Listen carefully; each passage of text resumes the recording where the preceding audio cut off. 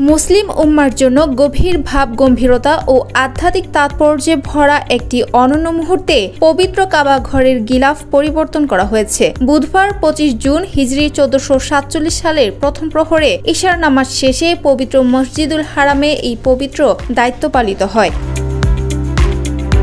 গিলাফ পরিবর্তনের এই অনুষ্ঠানে সৌদি আরবের রাজপরিবারের প্রতিনিধি এবং মসজিদুল হারামের শীর্ষ কর্মকর্তারা উপস্থিত ছিলেন। বাদশাহ সালমান বিন আব্দুল আজিজের পক্ষ থেকে মক্কা অঞ্চলের উপ আমির এবং হজ ও উমরাহ বিষয়ক স্থায়ী কমিটির ডেপুটি চেয়ারম্যান প্রিন্স সাউদ বিন মিশাল নতুন গিলাফটি হস্তান্তর করেন। তিনি এটি তুলে দেন মসজিদুল হারামের সিনিয়র কিপার আব্দুল মালিক বিন তাহা আল সাইবির হাতে।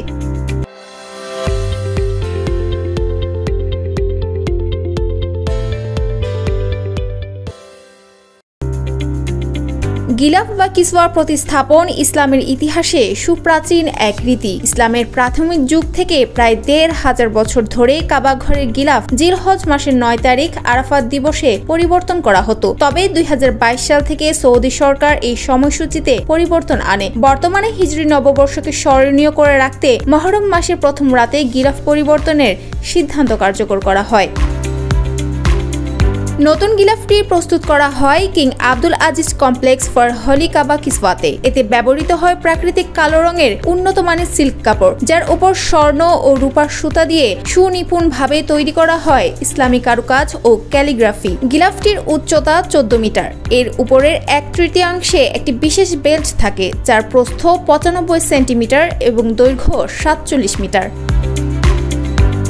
গিলাফে যুক্ত করা হয় 16টি ইসলামী কারুকাজ সম্পন্ন বিশেষ কাপড়, আর এটি মূলত 5টি টুকরো সেলাই করে তৈরি করা হয়। এই মহান শিল্পকর্ম তৈরি করতে প্রয়োজন হয় 1000 কেজি সিল্ক, 120 কেজি স্বর্ণ এবং 100 কেজি রূপা। এই উপকরণ ব্যবহার করে একদল দক্ষ কারিগর দীর্ঘ সময় ধরে পরিশ্রম করে গিলাফটি প্রস্তুত করেন।